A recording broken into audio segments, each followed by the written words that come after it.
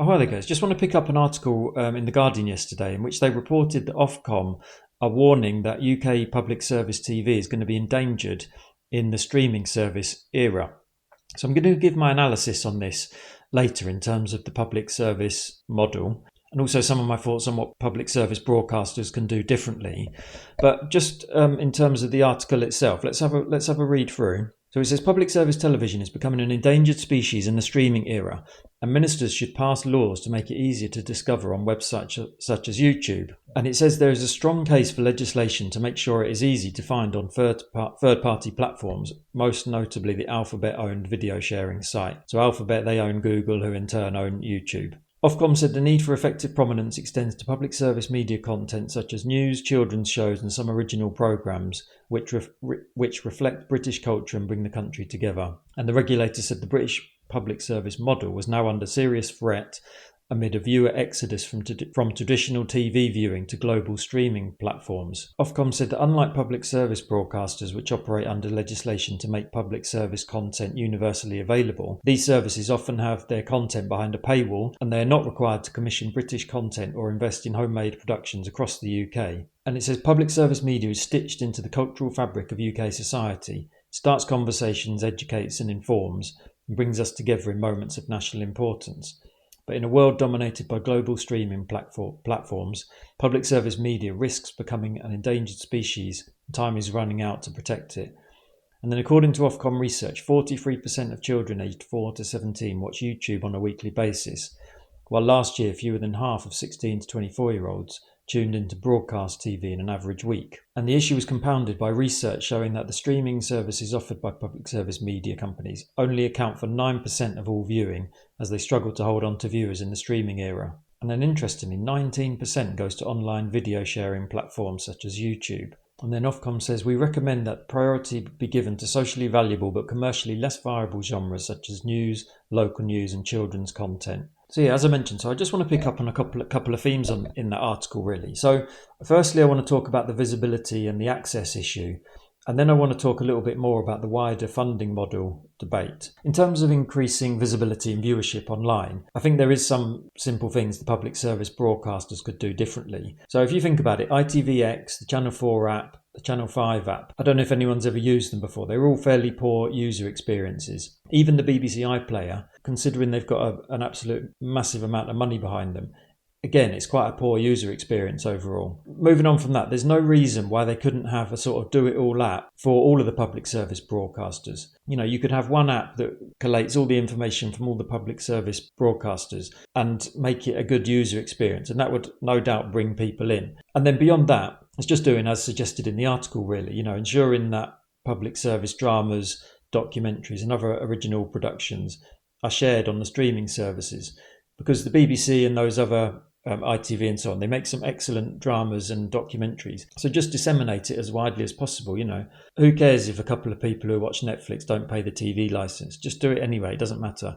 To talk specifically about the BBC licence fee and the public service model being under threat, I wanted to raise a few points on that subject. And I'm approaching this as someone who used to be a sort of staunch advocate of the licence fee. But over the last 10 years or so, that feeling has significantly waned, and I'm going to talk about why here. So firstly, I think there's an issue of trust when it comes to the public service broadcasters. So that first became an issue for me during the coalition government. And I'm talking specifically here about their news output. So during the coalition government, I was seeing the destruction of the state in real time via austerity when I went into work. But there was never even a peep about it on the BBC. So I used to watch BBC Breakfast and some of the other news shows quite regularly, and they consistently failed to even mention what I considered at the time to be one of the key issues of the day. You know, we went through 5 years of that government, that coalition government, it was barely mentioned. And then more recently, it seems like they don't even bother to hide their bias these days. So Laura Kuenssberg typifies that, but there are loads of other examples. So we've had, Nigel Farage being on Question Time every other week. We had the 29 election campaign in which Corbyn was interviewed by Andrew Neil, but Boris Johnson wasn't. We had the BBC's ludicrous attempts at balance during the Brexit debate. We've had the broadband communism debacle. And then we had, if you remember this, we had Rishi Sunak portrayed as Superman on the BBC News website. I think more than those individual instances of bias, it's just how they frame the debate in this country.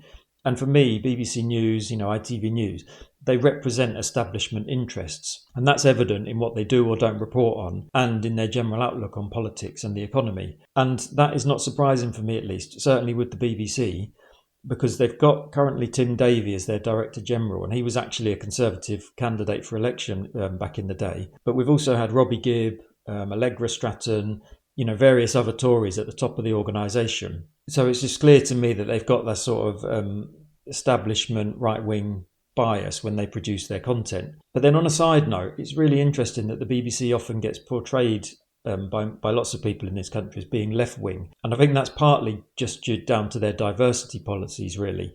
So, for example, having a weather presenter with one arm or other minority representation in terms of their presenting team. But that diversity doesn't actually change the fact that their output is as I said, very establishment, very right wing. And then that takes me on to a second related point, really. Public service broadcasters, they also seem to just have lost their way, really. I don't get a sense that they even bother to do real journalism anymore, or at least certainly not which merits such huge cost to the taxpayer. Aaron Bastani of Novara Media, he did a really interesting video on this recently, or a few months ago.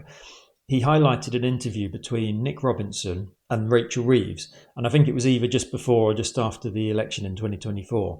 And it was such a softball piece of journalism, and they spent time talking about Rachel Reeves' Tupperware collection and other trivia. Is that really what we need the BBC to be doing? And are we paying the licence fee for them to be doing that sort of stuff? I don't think we are. And then finally, I touched on it a little bit there, but it's the cost of the licence fee and the cost of public service broadcasting and the way that that money is then spent. The licence fee now is £174 a year.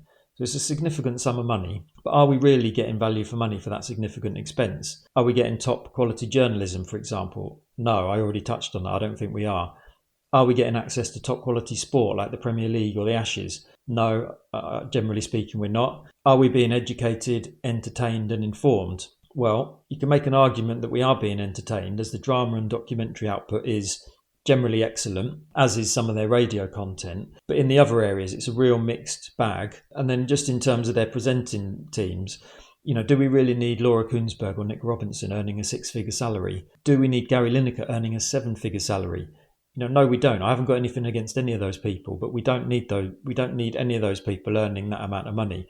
There are very capable people out there who could probably do a better job than those people for less money. So why are we not doing that? In a cost of living crisis, which has been going on for bloody ages, are we really getting good value from the licence fee? These days, overall, I'd say no. So then that takes me to what would I do differently with the licence fee? I personally would strip the offer right back. I'd get rid of their national news output and focus all the investment on local news, because we've had an absolute decimation of local news outlets in this country.